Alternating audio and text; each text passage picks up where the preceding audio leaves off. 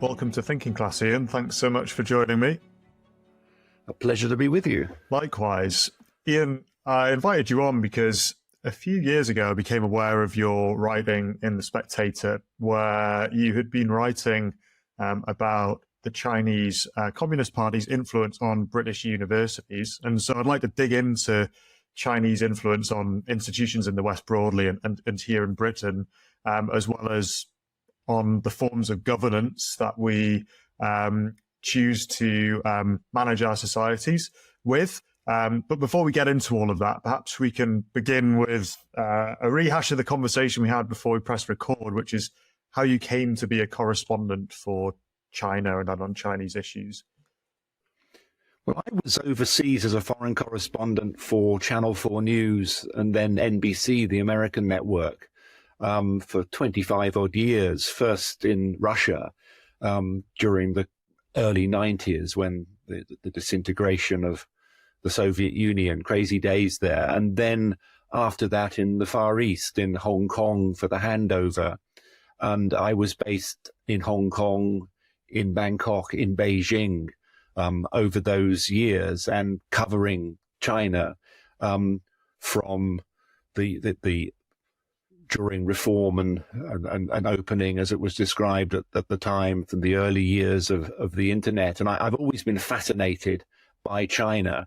And when I left NBC in 2016, I came back to the UK, studied for a master's degree in cybersecurity, and ended up writing 2 novels initially with a cyber theme, but also with a Chinese theme.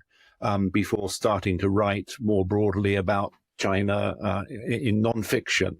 One book about the surveillance state, excuse me, another one, up to that again, one book about the surveillance state, another about geopolitics, with another due out in the summer with a broad economic theme. So I've had a very strong interest in China for a very long time. And I think what motivated me to start writing the books was a concern that we didn't really fully appreciate what was happening. We didn't fully appreciate the threat, especially after Xi Jinping came to power in 2012. And people's thinking about China was very much set in a period when its rise appeared to be more benign, when it was thought that by engaging with China, there would be enormous benefit for us all, both in economic terms in the West, but also in terms of helping liberalize China, helping China become a more open place. But of course, under Xi Jinping, things have gone in the opposite direction. It's become more repressive, more closed, and more aggressive internationally. And I think when I set out to start writing these books, it was very much motivated by a fear that we weren't aware of what was happening in China. We were thinking was still very much set in the past, and we needed to open our eyes to what China was becoming, which I think we are beginning to do, but I don't think we yet have the sort of coherent policies or a coherent approach to tackle that. Well, I'm sure we'll get into some of those ideas as to how we might respond to China. But you talked a bit about the concerns and the threats that China poses. What are they, Ian? Well, they're on numerous fronts. I mean, I think that if you turn the clock back a little way to the years of Cameron's prime ministership in the UK, George Osborne as Chancellor, their desire to make Britain, as they described it, China's best friend in the West, the golden era, as they described it. And this was almost a period, it acted a bit like a starting gun, and everybody went out there in search of Chinese cash, foremost among them, of course, being British universities, which had become, as a result of reforms, more like businesses anyway. And they saw this as a way of enhancing their earnings quite considerably through recruiting overseas students, through academic and research tie-ups.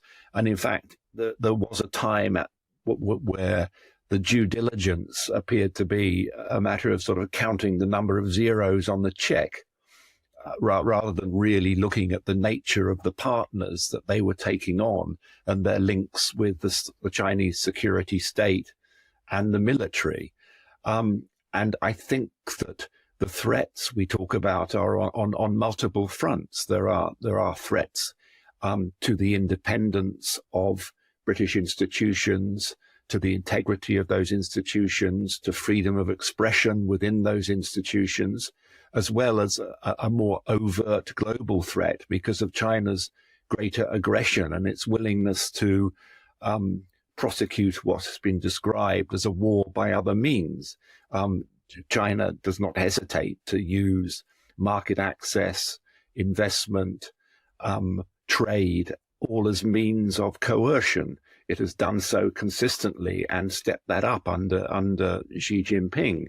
We see multiple examples, including the bullying of Lithuania, trade sanctions against Australia after the Australian government had the audacity to suggest an independent inquiry into the origins of COVID. And this has become a standard strategy, and there are more and more cases in which coercion is used.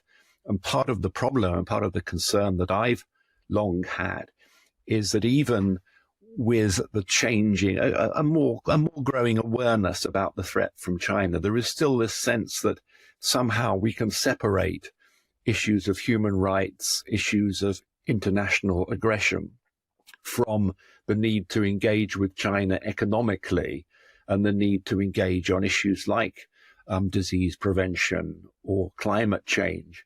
But the problem is China doesn't make that distinction, and it's very transactional. It views all these as leverage. It views economics as a means of coercion. And it's not easy to make that separation with China, to say, look, we'll put trade and climate change, say, in this box, and we'll put human rights and China's behavior around Taiwan or in the South China Sea in another box, because China doesn't think that way. It's all connected. And this is why the threat from China is more complex. You know, in a sense, we look at Vladimir Putin and the guy is a thug, and that's fairly obvious. But China, I think, in many ways is the greater threat, especially in the medium term, because it is more deeply embedded in the global economy and because it is more willing to push its interests on multiple fronts. And you might say, well, you know, that was fine perhaps when China was a more benign player in the world, but China is an increasingly hostile state. While our own politicians struggle to find a way of describing the relationship with China, there's been all sorts of permutations of while trying to avoid calling China a threat. China's in no doubt about the West is a threat. And the sort of language that comes out of Beijing in describing the United States and Western democracies more generally as being decadent, in decline, is very much, you know, you sometimes hear the Communist Party talk about a Cold War mindset. I mean, if there is a Cold War mindset, it's alive and well and living in the Zhongnanhai leadership compound in Beijing. And it is reproduced through popular theater, through popular movies. Some of the biggest movies recently in China have had a Rambo-like theme about the decadent and evil West. So yeah, it is that the threat comes on multiple fronts, and which is why it is much more difficult. There are multiple tools and multiple fronts to what I describe in my book as the new Cold War. And I don't think we've really yet there's a greater awareness, but not as aware as we should be.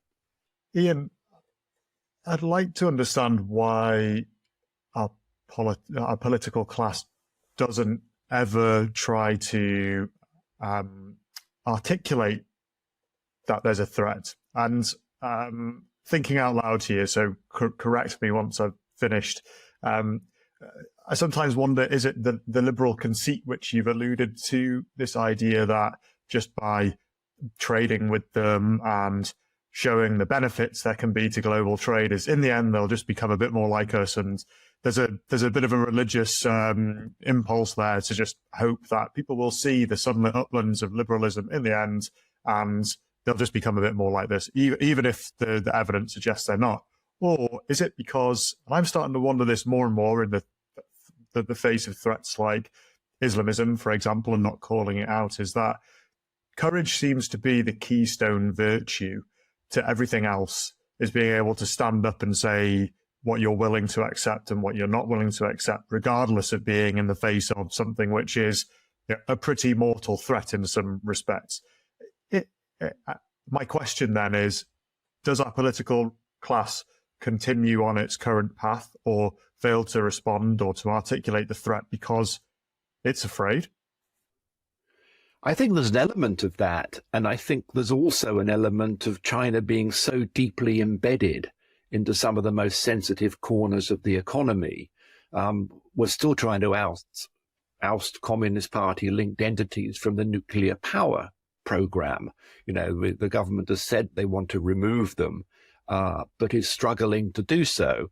The removal of Huawei from telecoms, latest generation telecoms, 5G in Britain, that was decided in principle quite some time ago, but the time scale keeps being put back because it's proving so difficult and so expensive, because Huawei is so deeply embedded in those systems, and of course, and also in earlier generation 3G and 4G, as well as the 5G. If you look at contemporary technology, renewables, you won't find a battery-related project in Britain that hasn't got quite heavy Chinese involvement in it. And it becomes very difficult because we have allowed ourselves to become very, very dependent on China in multiple areas of trade, of technology.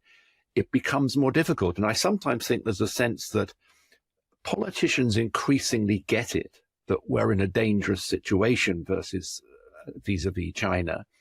But they're almost frozen in the headlights because where do you start? Because academia, there have been numerous warnings to universities about their reliance on fees from overseas. And of course, the biggest component of that is from China, and academic tie-ups which have military or security implications and links.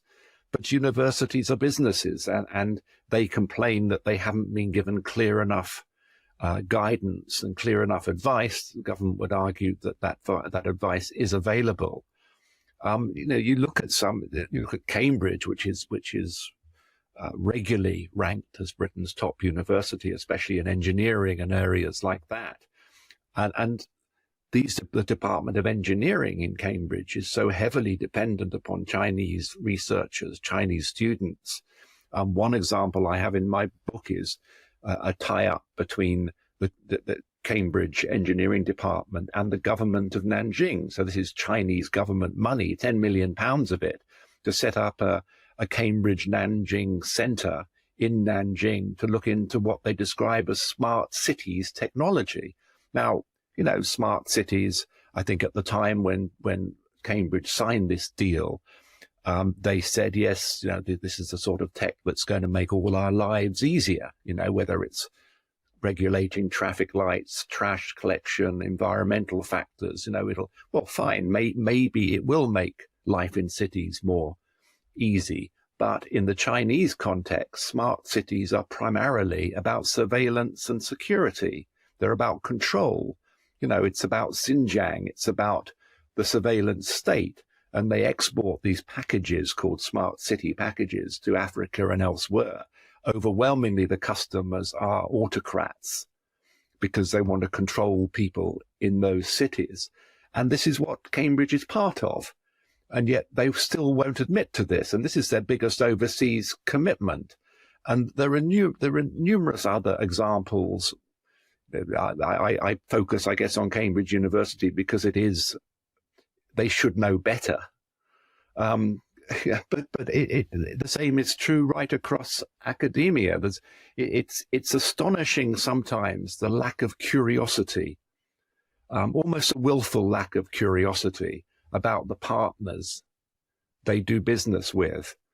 And when you pursue, again, someone like Cambridge looking for answers, there's this notion almost, I mean, I have this view that Cambridge is perhaps marginally less transparent, or maybe marginally more transparent than the Communist Party of China, but there's not much in it. And if you go asking about the money they receive and the nature of some of their partners, especially in China, there's a sense among academics that this is almost a gross intrusion on academic freedom, rather than being transparent and being something which is necessarily transparent. They get very, very defensive. And Chinese-linked, Communist Party-linked entities are very deeply ingrained in parts of the British economy, and academia is at the forefront of that. You mentioned Cambridge University a couple of times there, and I know in the example you gave, you talked about their influence over the engineering faculty. The article I referenced right at the beginning of the conversation, Ian, you wrote in that about the Cambridge Institute for Sustainability Leadership. For those on listening to this that hasn't heard of it, it's effectively a flagship program within a British university that seeks to educate future leaders on sustainability principles and what a sustainable economy might look like. And there's an accreditation kind of regime, as it were. So lots of people in the corporate world can go and sit this exam to tell them how they could be a sustainable leader. And I know this because I know people within the corporate world who've sat it, and in many respects, it's seen as a bit of a gateway to certain sustainability careers. And when I read your article, I was pretty alarmed about this because coupled with this influence over the engineering department, thinking about technologies and all of those things, and then talking about sustainability leadership, and then listening to you talk about how in Britain there isn't a renewable project which doesn't have China involved. Obviously, I'm putting all those things together and sounding a little bit conspiratorial, but it does feel like there is fire behind this smoke, and that we ought to think a little bit more critically about big policy goals like the energy transition and net zero when we seem so ambivalent about where the technology comes from that are going to help us achieve those targets on a page. Yeah, we need to think about it. I mean, to me, in a sense, a university the Centre for Sustainable Leadership is a fascinating one because it was opened, of course, by Prince Charles, as he was at the time. £12 million investment. They refurbished the old post office building in Cambridge. But half the money for that came from a Chinese renewable company called Envision. And the investment by that company came at a time when its owner was a member of the rubber-stamped Chinese parliament, and at a time when that parliament had just squashed the last vestiges of democracy in Hong Kong. And, this is the partner for that centre. None of that was particularly publicised by Cambridge. You would have had to dig around to have found these facts. And I believe that there's a duty to be transparent about the nature of these relationships. Now, if a university, whether it's Cambridge or anybody else, came forward and said, look, actually our partner X, Y, or Z is involved in surveillance or security, or as a member of parliament who has been party to a law to expunge the last of democracy out of Hong Kong. If after revealing that, then we are still happy to go ahead and take their money, then that's fine. Take the money if you feel comfortable with that, with dealing with those people, but at least be honest about it and at least be transparent about it. But I think that the broader point that you make is if you look at renewables, and we have this goal of trying to be carbon neutral, and it is contradicted by the desire to become less dependent on China. We have, China is leading the world in electric vehicles, and they have put a lot of money an awful lot of subsidies on many, many levels into developing electric vehicles and batteries, and before that, solar panels, to the extent that they dominate world trade, or soon will, in all of those. Now, the UK, like other global countries, is going to be hit very soon with a wave of Chinese-made EVs at a price substantially less than what we are used to paying for those EVs. Now, if we embrace that, it is perhaps the quickest way to carbon neutrality, because it will mean that all these cheap cars, all these electric vehicles are suddenly affordable.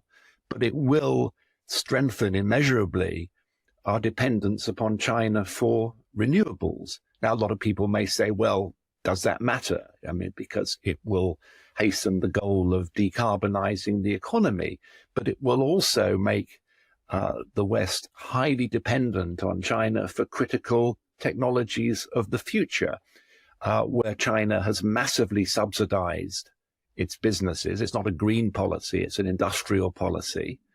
The production there is still overwhelmingly the result of burning coal, and the processing of a lot of the minerals that go into these batteries is a filthy process, and China's been prepared to tolerate far greater levels of environmental degradation to achieve that than would be the case elsewhere. Then we have the added factor of security, which has not really gone commented on as much as the economic and trade issues, because these EVs, even more, I mean, most cars these days are like computers on wheels, but EVs are almost more so. It's an average of about 2,000 chips per car. And we talk about spyware, being installed on different systems. Well, these cars are one enormous piece of spyware, because they are connected, they are all the time exchanging information, and they can be shut down remotely. Now, two examples of this. In the early part of the Ukraine war, the Russians stole a whole heap of John Deere harvesters from a dealership in Ukraine. State-of-the-art harvesters, multiple computer-driven, took them back to China, tried to turn them on, but couldn't because they'd been disabled remotely from the United States. So it wasn't possible to actually use them. Now, if we look at the potential threat that comes from these cars, China gets it, because over the course of recent months, they have banned Tesla cars from entering military or other government compounds in China. Now, Tesla, arguably Elon Musk currently is China's favorite capitalist, because he has been allowed and been given multiple favors to build a vast factory near Shanghai. One of the reasons for that is because that will then encourage the EV supply chain that China sees as very important for its ambition. So, it suits them both. They can use Musk, Musk can use them. Meanwhile, Elon Musk goes out, and the man who calls himself a free speech fundamentalist will not say a peep against China. But anyway, his cars have been banned from what are regarded as sensitive places around China. And the reason for that is because the Chinese Communist Party gets the fact that these things are bristling with cameras, with sensors, they're connected, and they're a threat. Now, we haven't come even close to recognizing the potential of electric cars coming in from China as a potential threat. I mean, there's you remember that movie, The Italian Job, which was made and then remade. The first version was much better, actually, with Michael Caine. And it's about a bullion heist in Turin. And they actually get away with it because they cause chaos in Turin by closing down the traffic lights in the city. So there's gridlock, and they're able to use that as a cover to make their getaway. Now, not so long ago, Ian Levy, who was then the technical director of the National Cybersecurity Centre in Britain, part of GCHQ, made a similar point when he was talking about Chinese smart city technologies and the potential danger of sort of effectively shutting down your city. Well, you can make a similar argument about EVs and the potential of weaponizing electrical vehicles. Now, the argument against that is to say, well, the minute a Chinese electrical car was found to be spying, it would ruin their industry. No one would buy them anymore. But this is not the sort of thing that would happen routinely, but it's something where if you, in a moment of conflict or tension, look at Ukraine, look at what happened because of our dependence upon Russian oil and gas. It's not something which happens unless there's a crisis. But the potential, if there is a crisis, of these things being weaponized, and I don't think that we've even begun to think through the implications of that. I mean, this isn't science fiction. You know, these cars have incredible capabilities. They're calling home. They are sending and receiving data all the time about the driving, about the health of the system, and that's all be going to China. You know, there's privacy issues there, but also quite profound security issues. So, on the one hand, to come back to where we started this question, you have this goal of decarbonizing the economy, which is a very important goal. But the quickest way of decarbonizing it, which will be to embrace all these cheap Chinese EVs, raises profound issues of dependency, of technological dependency and security. That example encapsulates, as far as I can see, the difference between, or one of the differences between how we in the West typically view the world in economic terms and how the Chinese view it. So we will subordinate everything to the market. We place our faith in the market, and whatever gets us to some kind of technological advance quicker and for the cheapest amount of money equals goods, and we're all about competition. Whereas in China, they'll subordinate the market to the state, partly because they want to make sure the state is always strong for their own power at CCP, but also at a civilizational level, they want China to get back to it being at the vanguard of civilizational history. And just this morning, actually, I read an article in Unheard, which I've not met him, and I've typically found his articles to be quite interesting. But he's called Philip Pilkington, and he's a macroeconomist and an investment professional, and he's written a book called The Reformation in Economics. But the thrust of his article actually doesn't sound like there's any reformation that he's proposing, because really what he's saying, he's criticizing Biden for coming out and raising all of the issues you just raised about there being national security issues here. And saying that if we're starting to get, we in the West are starting to get our heads turned by protectionist ideas to stop this, then in years to come, we'll find that Shanghai and New Delhi have much better technology than ours on the streets. And for me, this seems like another way in which we just leap into the blind faith of the market. I mean, we don't know for sure that's the way it's going to turn out, but it's almost like we're not willing to deal with any of those trade-offs. We're not willing to raise anything to a higher value, like national security, like not inviting surveillance from, a non-aligned state into our countries. What's your take on that? What do you think a sensible response is? Well, I think that, China with markets, the Chinese markets markets with Chinese characteristics is very much markets that do as they're told. But there has been this notion that, yes, China can think longer term, can plan longer term, and that finicky requirements of democracies mean that they are looking at a far shorter term, that it's 5 years hence, and it's more difficult to plan. It's more challenging to make longer term decisions, whether this is on investment in longer term technologies that might take a while to come through, or whether it's in national security. Whereas China is much more methodical and much more focused.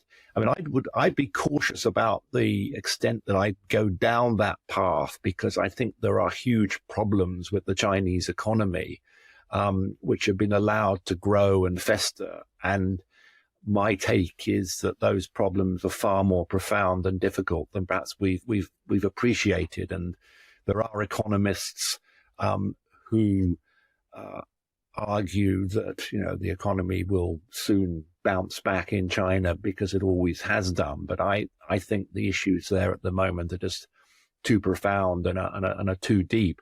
But to go to another point that you were making there, I do think that a lot of economists, especially of a more free market bent, are fairly horrified at the thought that we could be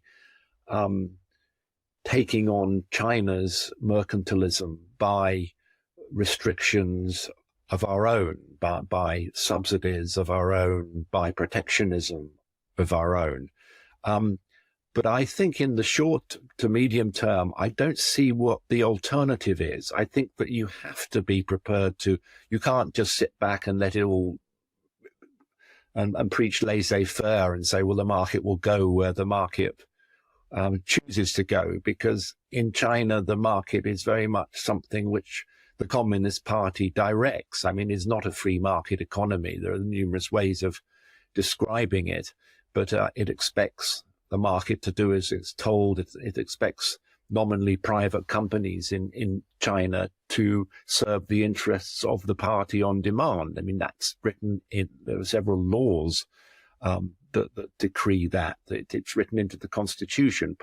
Companies don't have any choice but to follow the orders of the party when they are required to. So you're not dealing with another market economy as much as they would like to pretend they are. You're dealing with something which is very different, and I think that your approach therefore needs to be equally as different. And I think it's naive to say that if we start putting up barriers, then it's going to hasten China's own technological development.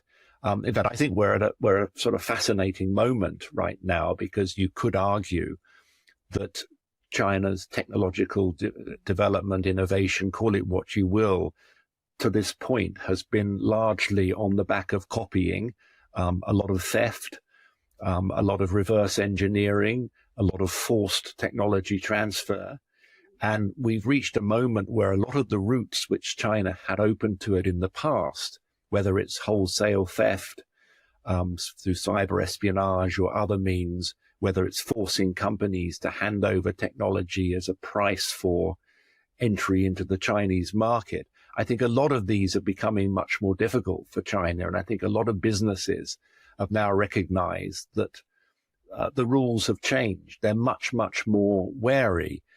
And I think that we've reached a point where if China wants to reinvent its economy, and it has to find a way of nurturing homegrown innovation. And the big question for me going forward is that possible? When you have an economy where the Communist Party increasingly under Xi Jinping wants to be in every classroom, in every laboratory, in every boardroom, is that a conducive atmosphere or environment to produce either good, reliable, or breakthrough science and technology? Typically, we in the West, you sort of associate a lot of the great developments in the internet or elsewhere have come from sort of maverick outsiders and nurtured in an atmosphere of critical thinking, which simply doesn't happen in Chinese universities. Yes, it's helped because there's been a lot of collaboration with Chinese scientists internationally, a lot of tie-ups, but even that is becoming more challenging now. And the reason it's more challenging comes back to the behavior of Xi Jinping and people becoming much more wary of tie-ups, especially with organizations or entities that have links with the Communist Party. So it all comes back to, well, in that environment, is China capable of innovation? Others would argue, well, look, historically, some of the world's greatest inventions, China was one of the most innovative societies at one point, with all the many inventions from gunpowder to compasses to bridges that came out of ancient China. But you could equally argue there's a difference between invention and innovation. And those who've looked more closely at some of the eras that produced those great inventions have noted that the most profound and the most numerous have emerged when China's been more open rather than more autocratic.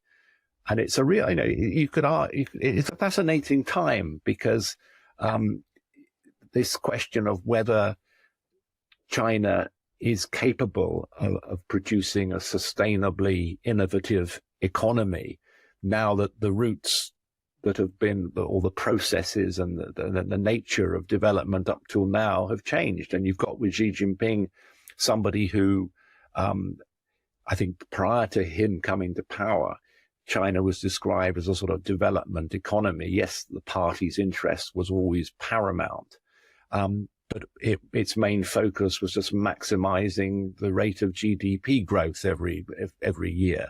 That produced the debasement of statistics and an awful lot of corruption, but it was a better measure than the number of sort of rightists you can lock up or whatever it is, giving a figure on GDP. But under Xi Jinping, the economy, he's turned China into a security state, into a state which is focused on control and security, sometimes at the expense of the economy.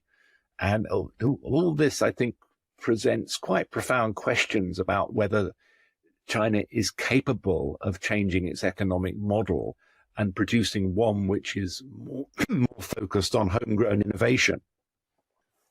So much to pick on there, and I'll try not to pick on too much. Otherwise, we could talk all day, and there's a whole bunch of other questions I've got for you. But as you were talking there, I can't remember which book it was that I'd read earlier on in the year, but there was a passage within it that talked about where innovation has tended to come from since the advent of the university in Catholic medieval Europe, and effectively from then up until now, is all scientific innovation comes from the Western university sphere, and anywhere that it has happened from outside of that, whether it's in the Middle East or whether it's in China, it's required having poached academics from that environment. And maybe that's a segue into a discussion between what the differences are between the cultural inheritance of the West that supports that spirit of free inquiry and that the commitment to uncovering the truth and ways to truth and what's real and what works, and what has developed in China over the years. How would you describe the difference between how we see things culturally and civilizationally? Well, I think there's a program in China called the 1,000 Talents program, which is geared, the whole purpose is to poach academics from overseas to come and work in China.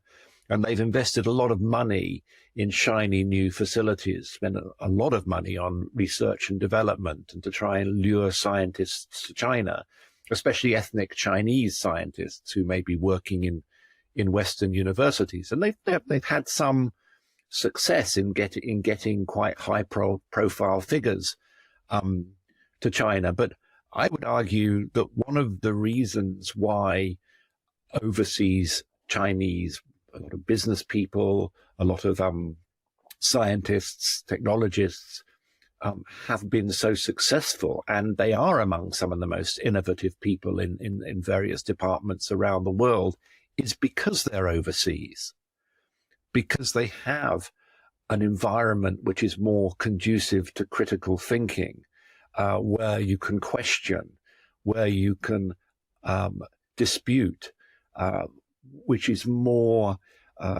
welcoming of maverick and unusual and enterprising individuals.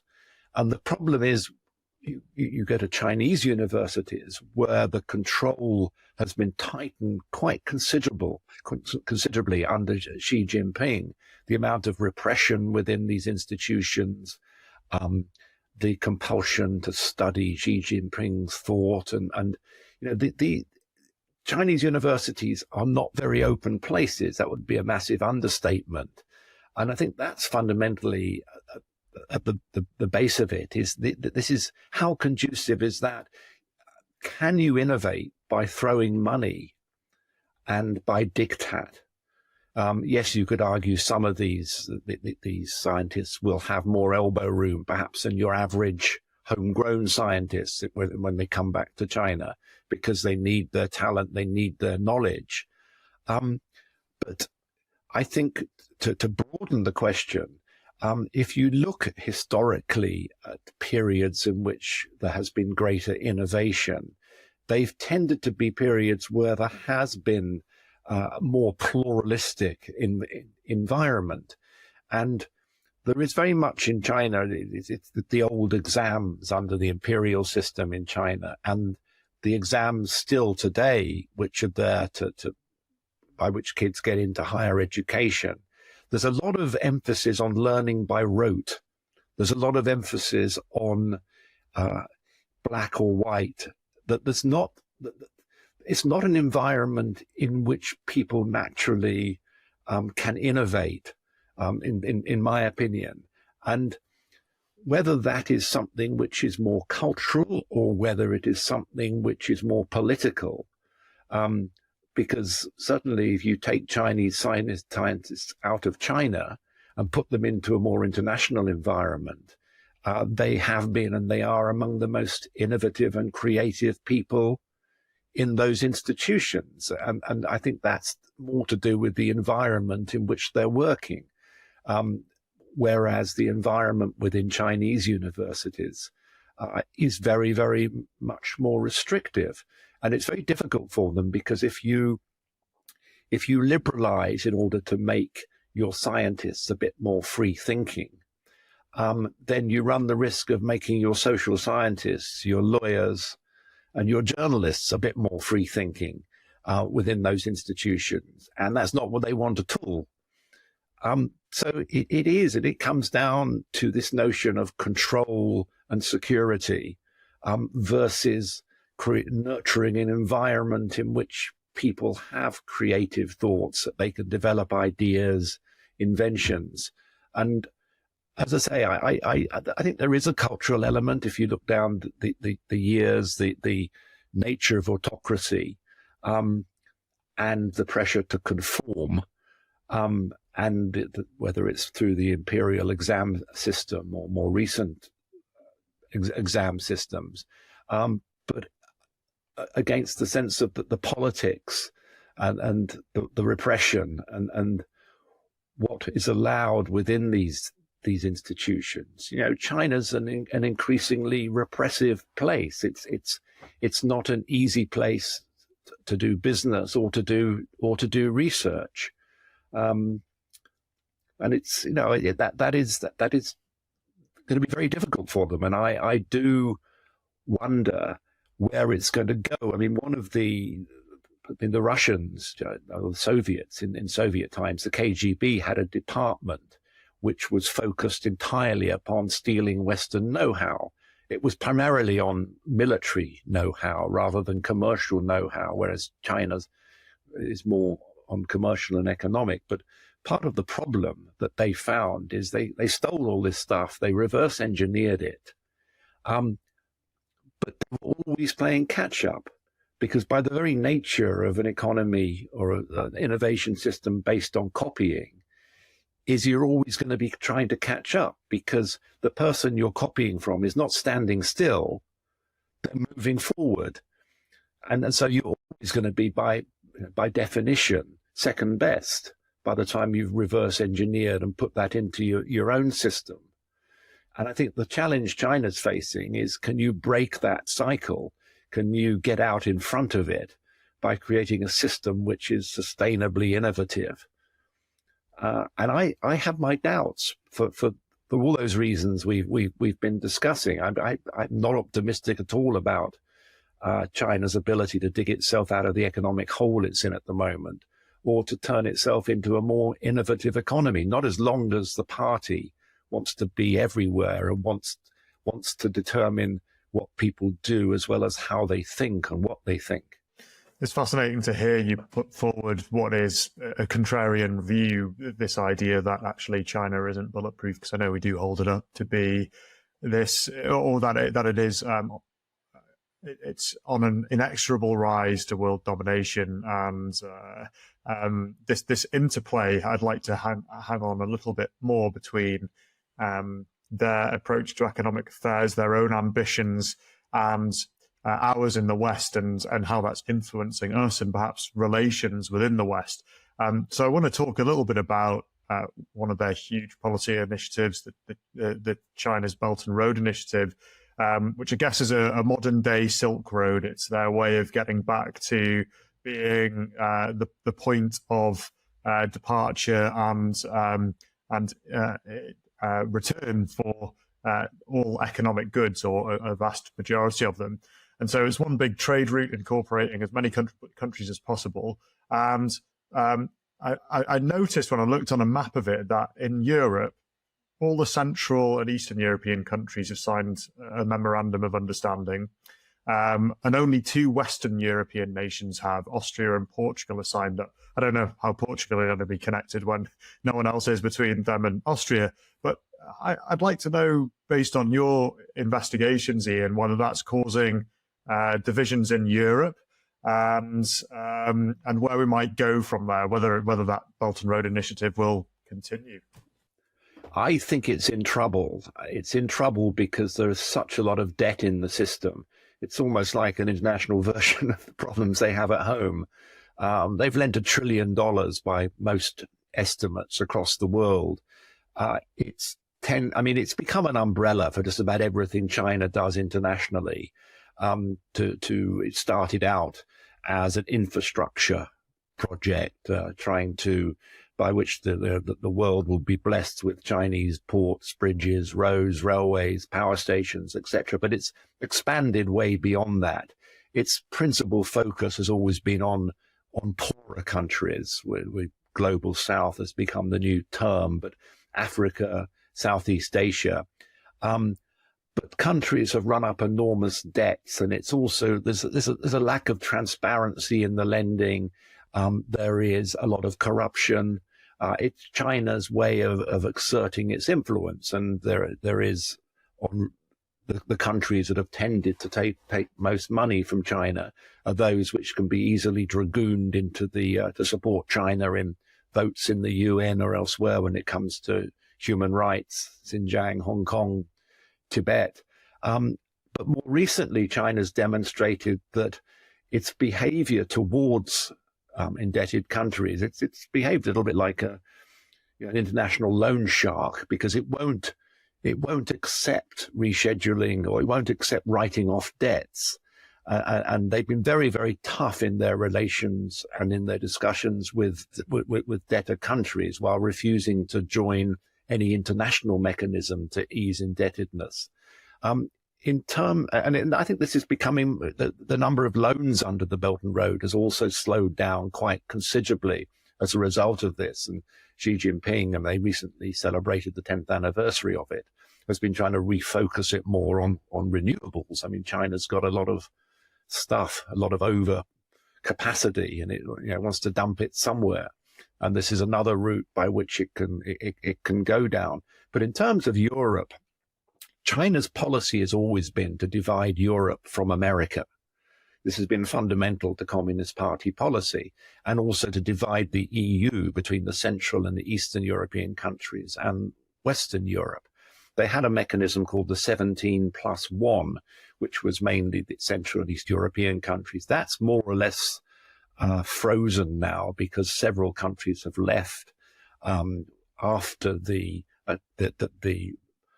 sanctions, after the dispute with Lithuania. Lithuania left the 17.1. There was a lot of sympathy for Lithuania, but a lot of the countries who were party to these agreements, BRI, and the 17.1 usually comes under that, have complained that it just hasn't delivered.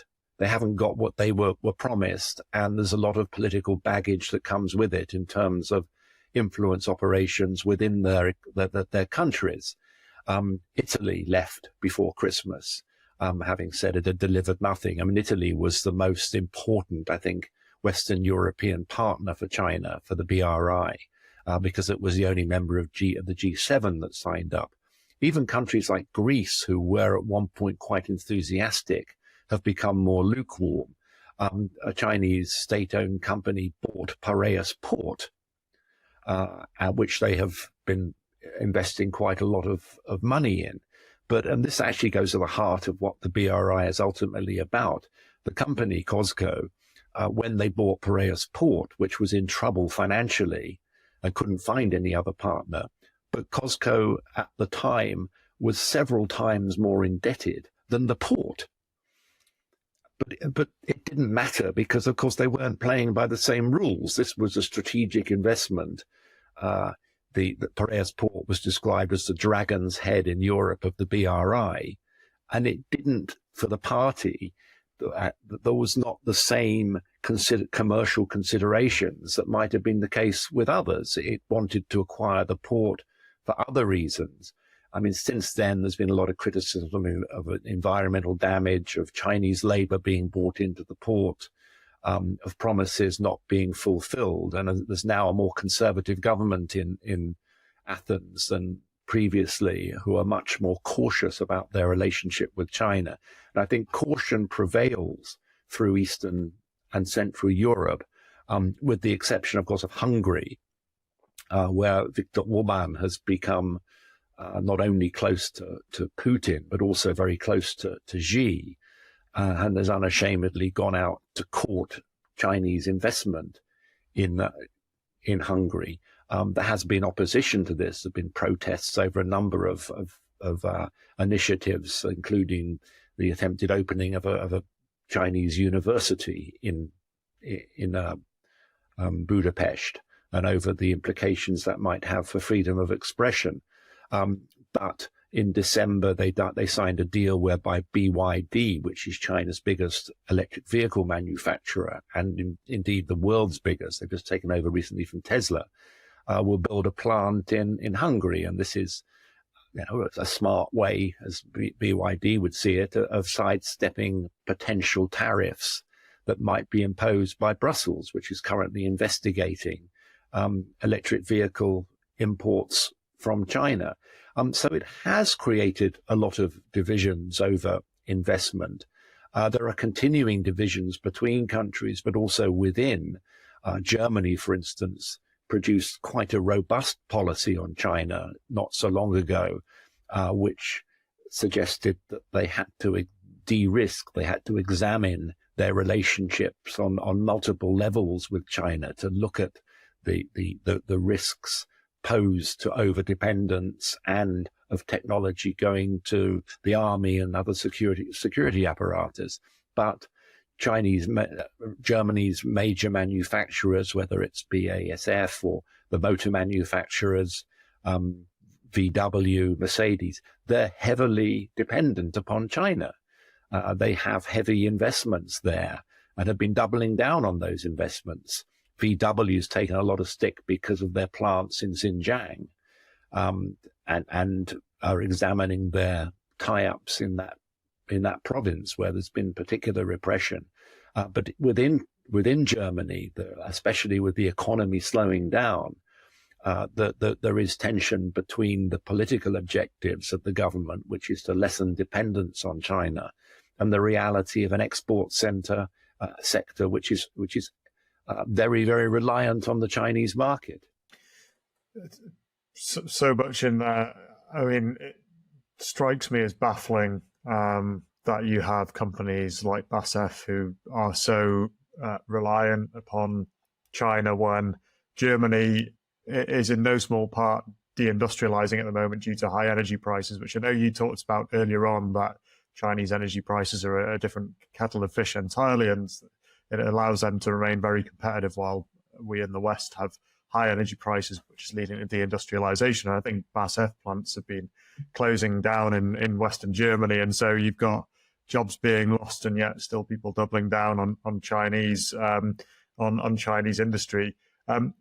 Probably heading into the end zone, Ian, we've talked a lot about the threats that China poses, but also why over the long term, perhaps we need not fear them, albeit we may want to fear a big economic slowdown. That would certainly come if the Chinese economy hit the buffers rather drastically. But let's put things in context. In the West, many of our nations were heavily indebted. We've got armed forces that are being weakened by threats on our eastern flank, as it were, whether it's Ukraine fighting Russia and just handing over lots of equipment. We've spent many decades offshoring industry and reorienting our own economies towards service industries, so we don't really make anything ourselves anymore. Based on what you know about China, we talked a lot about the economics and a little bit about the military. How do you think our political and business leaders might want to structure our relations and business activities in the face of what you know about China? I think you're already seeing the language change from language of supply chains were always about let's go where's cheapest and where's most efficient. And you're already seeing that notion being changed, let's go where's most resilient.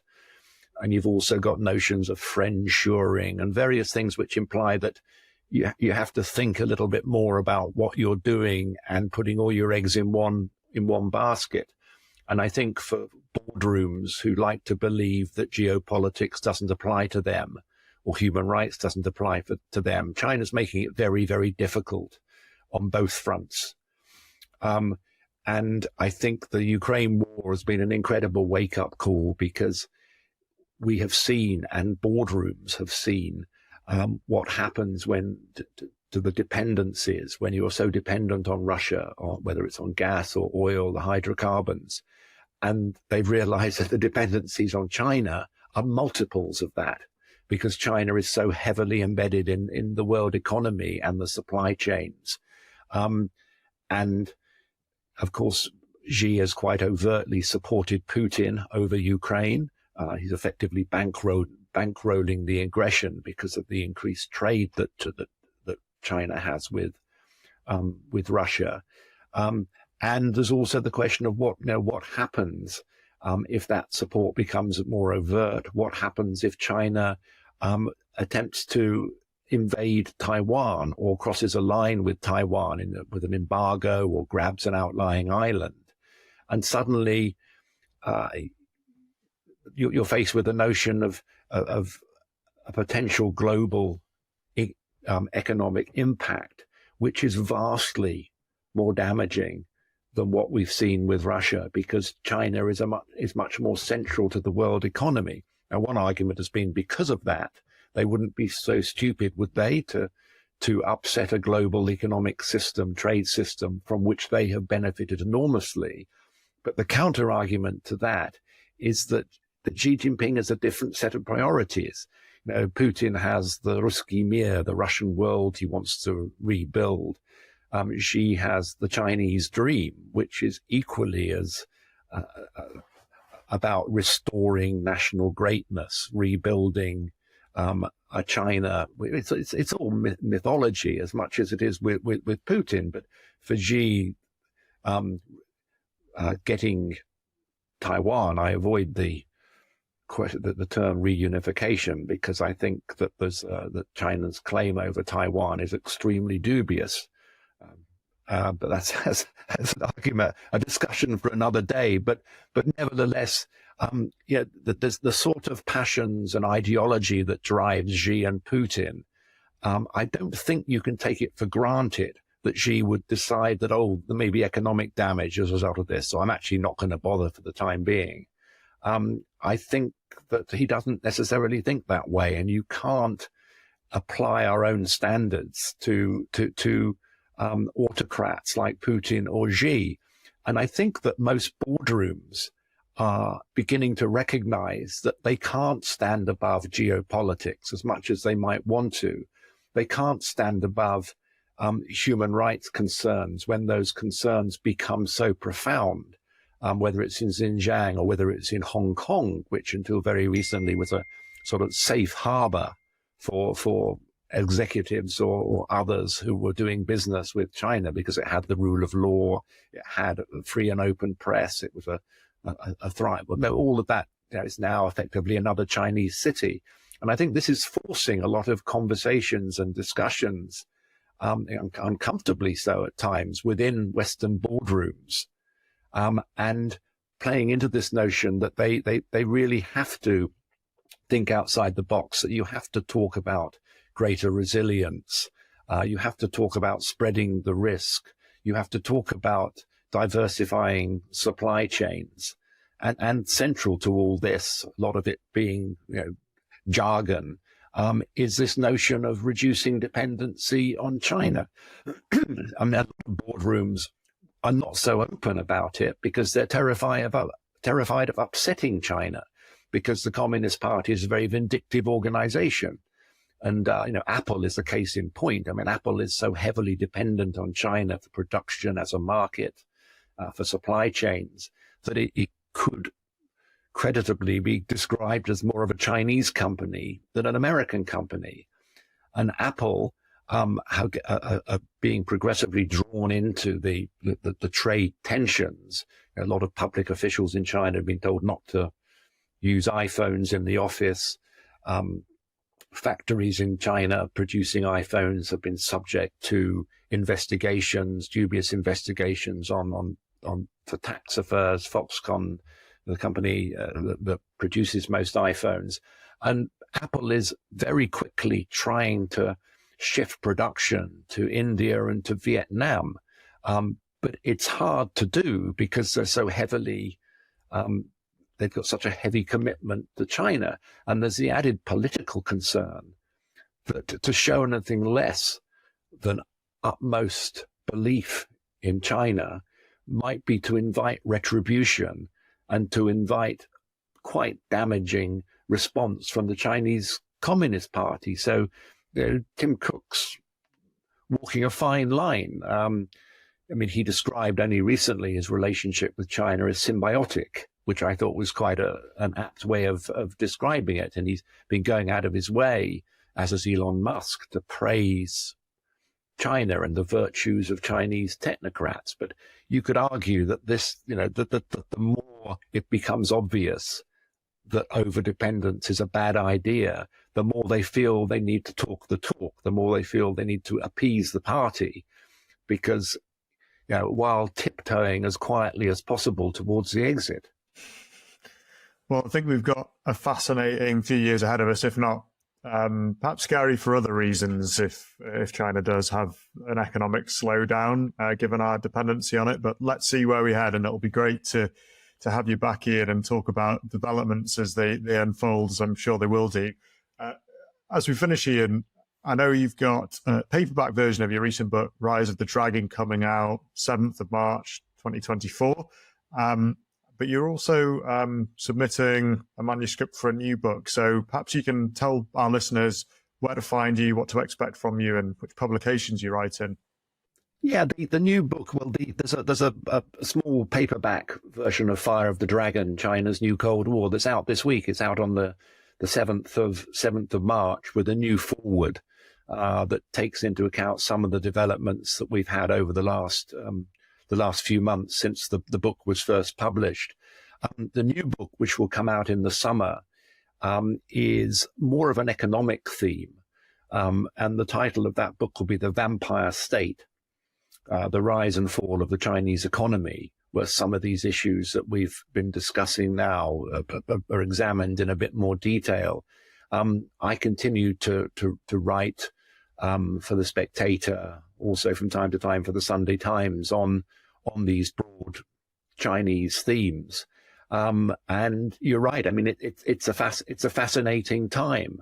Arguably, we may have seen peak China, and this notion of China's inevitable rise to global domination, whether it economic or political, which was always a bit dubious, is perhaps now increasingly unlikely to happen. But of course, peak China may in many respects be a more dangerous China. Well, watch this space, and hopefully we've not been being bugged today. Every possibility. I'm sure they're watching you, Ian. Thanks so much for joining me, and look forward to having you on again. And take good care. Keep up the good fight. Thanks very much. It's been a pleasure. Likewise.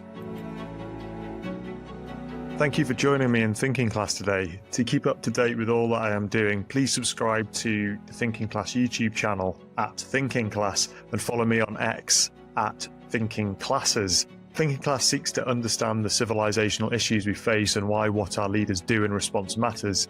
Here, I seek to explore the ideas, values, and culture that made our civilization, those that are unmaking it, and how leaders at our public and private institutions should respond. Engage with me on YouTube or X, or write to me at thinkingclasspod@gmail.com to tell me who you want me to speak to and what topics are important to you. I look forward to seeing you there and for joining me on this journey.